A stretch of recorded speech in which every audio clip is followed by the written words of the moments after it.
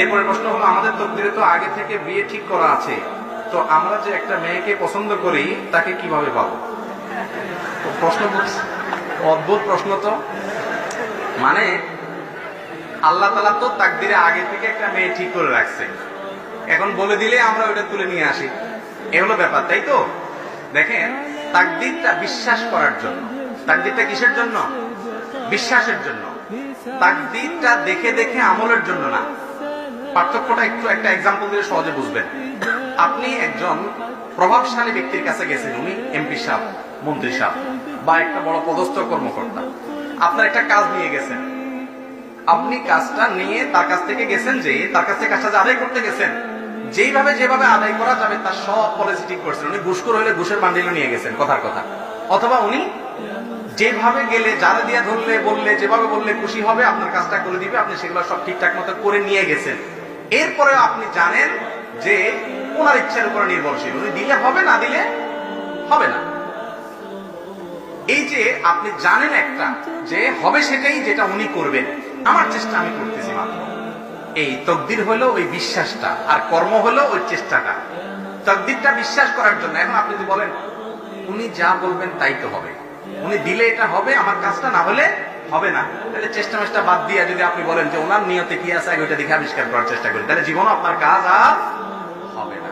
আপনি আপনার চেষ্টা করবেন, বিশ্বাস থাকবে হবে সেটাই যেটা উনি করবেন, সিদ্ধান্ত নেবেন।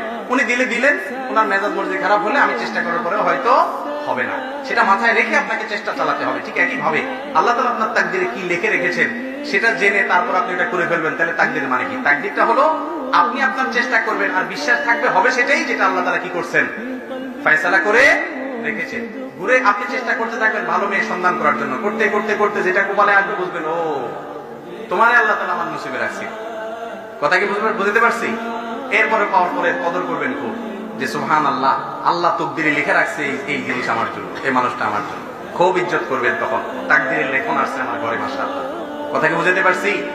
এখন আপনি পরিশ্রম না করে তাকদিরে কি আছে সেটা দেখার জন্য চেষ্টা করতেছেন। এক লোক ওই নামাজের জন্য ডাকছে, আর বলে না আল্লাহর হুকুম ছাড়া তো কিছু হয় না, আল্লাহ আমার নসিবে নামাজ রাখে না, আপনি চেষ্টা করে লাভ নাই, চলে যান। এরকম কিছু বাদর টাইপের মানুষ আছে না?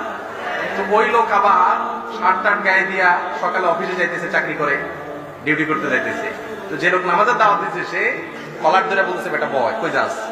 কাজ যাচ্ছে, কেন কাজ যাবি? আল্লাহ তাকদিরে যা রাখছে তা খাবি, বয়, কোনো কাজ যাইতে পারবি না। তো দুনিয়ার ক্ষেত্রে তো সে আনা ঠিকই বুঝে, অন্য ক্ষেত্রে বুঝে না। তো খোলাসা কথা হলো ভাই, তাকদীর মানে কি? আল্লাহ তাআলা কি ফয়সালা রেখেছেন, আমি কি পাবো না পাবো, আমার কর্মের ফল কি দাঁড়াবে আল্লাহ জানেন, এটা আমার বিশ্বাস থাকবে। বিশ্বাসটা বিশ্বাসের জায়গায় থাকবে, কর্মটা কর্মের জায়গায় চলবে।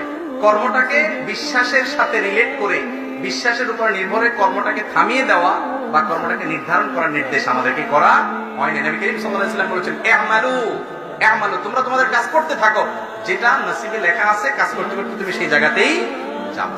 কথা কি বুঝাতে পারছি? অতএব তাকদিরে কোন মেয়ে আল্লাহ লিখে রাখছে ওইটা তাকদিরে ফেরেশতার কাছ থেকে জেনে ওই কান ধরে মেয়ে ধরে নিয়ে আসবেন, এরকম সিস্টেম নাই। কান ধরে না, হাত ধরে।